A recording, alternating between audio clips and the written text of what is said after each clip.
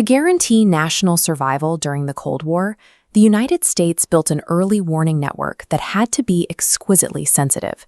It needed to detect a genuine incoming nuclear strike the exact second it happened. But that extreme sensitivity created a paradox. If the system was too reactive, a single false positive could accidentally trigger a global nuclear holocaust. Under the strategic doctrine of mutually assured destruction, or MAD, the U.S. maintained a posture of perpetual hair-trigger readiness.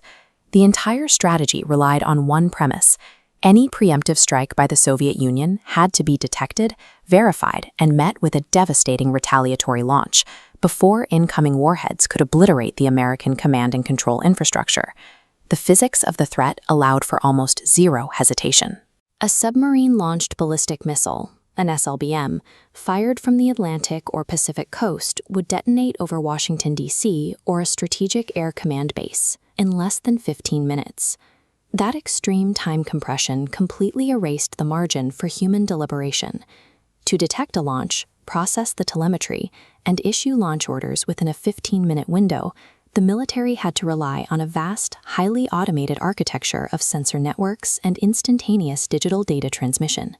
To guarantee a retaliatory strike, the United States built a system where speed was prioritized above everything else. This relentless demand for velocity laid the groundwork for severe systemic fragility. Engineers call this type of design a tightly coupled network. It is an architecture where processes are highly time-dependent, the sequence of events is invariant, and there is absolutely zero slack or physical buffering available to pause the flow of data. The primary layer of this network was the Defense Support Program, or DSP. This was a constellation of highly classified early warning satellites designed to monitor the Earth using infrared telescopes. Their job was to detect the massive heat plumes generated by missile exhaust motors during their powered boost phases. The secondary layer consisted of massive ground-based radar installations ringing the North American continent, like the PAVE-PAWS phased array radar networks. Instead of heat, these installations tracked the physical radar cross-section of vehicles in flight. Before a threat was considered an actionable reality, it had to be verified by both physical properties, the infrared thermal bloom in space and the physical radar cross-section in the atmosphere. The military called this rigid safeguard dual phenomenology, but the tight coupling of the data transmission lines meant this safeguard could be structurally bypassed. If corrupted data was ingested at the central node deep inside the NORAD Combat Operations Center, it would instantly infect all other military command centers simultaneously without any physical delays to buffer the shock. The first major systemic fracture occurred on the morning of November 9, 1979. At exactly 8:50 a.m., screens at command nodes across the continent suddenly populated with a highly coherent, logically sequenced attack pattern. Displays indicated a coordinated salvo of up to 1,400 Soviet intercontinental ballistic missiles, or ICBMs, on ballistic trajectories toward North America, specifically targeting nuclear command centers in silo fields. The United States military escalated immediately. The National Military Command Center convened a threat assessment conference. Minuteman ICBM crews initiated preliminary launch procedures. At least 10 fighter interceptor aircraft were scrambled to perform post-attack reconnaissance. The crisis even triggered the launch of the National Emergency Airborne Command Post, a specialized Boeing 747 known as the Doomsday Plane. It successfully took off from Andrews Air Force Base, but it did so without President Jimmy Carter aboard. The speed of the perceived attack did not allow enough time to locate and transport him. The root cause was a combination of human error and severe architectural oversight. A technician had inadvertently loaded a highly realistic wargame training tape into the operational side of NORAD's computer system. The architecture failed to logically isolate the simulation data from the live operational channels. The crisis was diffused in just under 6 minutes. Human officers conducting the threat assessment conference strictly adhered to the dual phenomenology doctrine. They rapidly contacted the radar installations and satellite operators. Finding absolutely no physical evidence of an attack, they proved the computer screens were lying and terminated the alert. While the human officers functioned perfectly, the computer system possessed a terrifying structural blindness. Its complete inability to distinguish a simulated training tape from an incoming live nuclear strike exposed a massive flaw in the nation's early warning apparatus. Several months later, in the early morning hours of June 3, 1980, the system suffered an even more complex, mathematically illogical failure. Unlike the neat, coherent simulation in 1979, the data this time was completely erratic. Displays at Strategic Air Command headquarters flashed warnings of 2 submarine-launched missiles. Seconds later, the numbers fluctuated wildly, leaping to 200 missiles, and then rapidly displaying 2,200 incoming Soviet ICBMs. The data was violently asymmetrical. While Strategic Air Command and the Pentagon were receiving indications of a mass raid, the warning screens inside NORAD's own Cheyenne Mountain headquarters, the very facility supposed to be generating the data, remained entirely blank. Despite the conflicting numbers, rigid protocols dictated the threat be treated as real until proven otherwise. Across the country, 116 B-52 bomber crews, commanding well over 100 live nuclear payloads, scrambled to their aircraft and started their engines, preparing for an immediate flush from their tarmacs. In subterranean bunkers beneath the Midwestern prairie, Minuteman ICBM crews were placed on high alert. They opened their safes and retrieved the authentication codes required to execute a launch. The rigid protocols of nuclear deterrence forced the United States military to physically prepare for global annihilation, acting on data that was mathematically and logically impossible. The technical autopsy of the June 1980 incident traced the terrifying false alarm down to a microscopic level. The culprit was a single commercial off-the-shelf 74175 integrated circuit chip. It cost exactly 46 cents. This component wasn't located in the primary mainframes calculating missile trajectories. It was seated inside a Data General Nova 840 minicomputer, which functioned as a communications line multiplexer. The multiplexer consolidated the finalized threat analysis results from NORAD into standardized outgoing messages, transmitting them continuously over encrypted lines to distributed command posts like the Pentagon. Because absolute certainty of communication link integrity was required at all times, NORAD's computers constantly generated filler messages during peacetime. These were structured in the exact same format as actual attack warnings, but the data fields for missiles detected were filled entirely with structural zeros to prove the line was active but clear of threats. When the 46-cent chip inside the multiplexer degraded, it suffered spontaneous hardware bit flips. As routine filler messages passed through, the faulty component began randomly replacing those structural zeros with the number 2. This microscopic hardware fault was compounded by a catastrophic software vulnerability. The system architecture completely lacked end-to-end data validation protocols.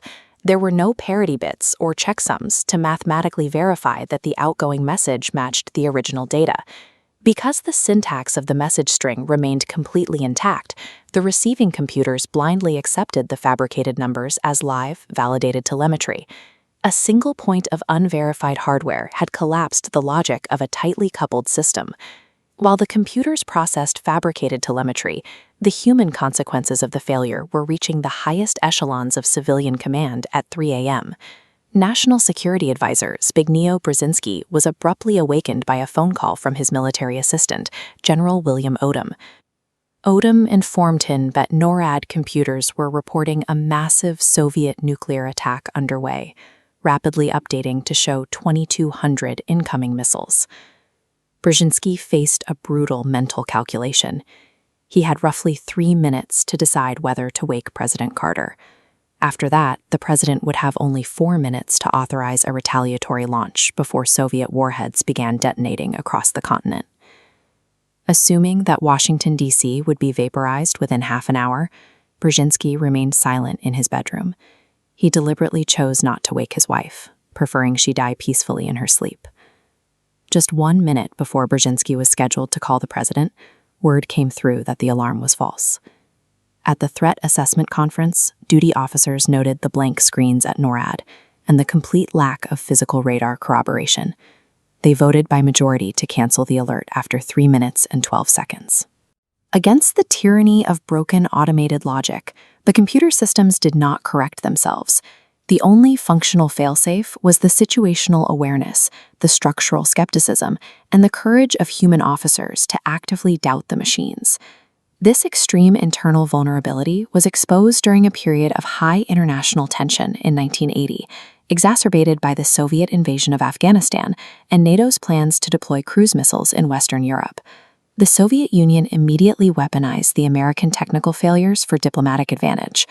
General Secretary Leonid Brezhnev formally condemned the U.S. early warning system as reckless, launching a highly coordinated international propaganda campaign specifically designed to stoke anti-war movements across Western Europe. The public outcry prompted immediate intervention by the legislative branch. After reviewing reports, President Carter explicitly rejected the Pentagon's minimization of the events, writing directly on a memo that the deficiencies were and are serious, and forcing the military into a massive remediation effort. The core of the resulting $16 million fix was a major software overhaul. Engineers implemented cyclic redundancy codes, or CRC, which perform mathematical validation checks on incoming data packets.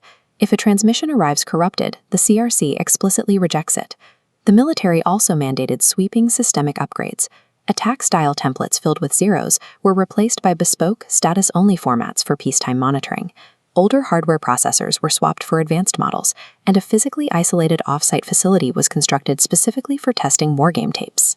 By forcing the system to mathematically verify every single transmission packet, engineers removed the dangerous assumption that internal communication links were trustworthy.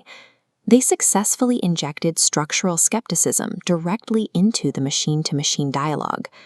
But a vital question remains. Were the NORAD false alarms a uniquely American engineering flaw, or were they a universal symptom of nuclear command and control?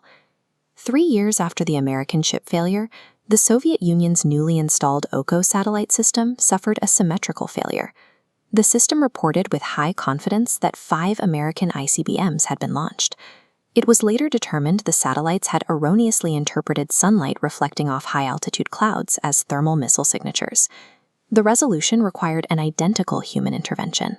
Lieutenant Colonel Stanislav Petrov violated standard military protocol by refusing to pass the alert up the chain of command, judging that a massive preemptive strike using only 5 missiles was entirely illogical. In the post-Cold War era of 1995, Russian radar operators mistook a Norwegian scientific weather rocket for a U.S. submarine-launched missile. This event marked the first time a head of state, Russian President Boris Yeltsin, physically activated a nuclear briefcase in response to a perceived imminent threat. Regardless of ideology, geography, or the era of the technology, the historical record proves a terrifying constant. Tightly coupled decision loops attempting to manage civilization-ending weaponry within a 15-minute window inherently breed fatal false positives. As modern militaries rush to integrate artificial intelligence and autonomous algorithms into their command and control architectures, the margin for error remains absolute zero. The legacy of a failing 46-cent component proves that the ultimate authority over the use of lethal force must forever remain tethered to human judgment.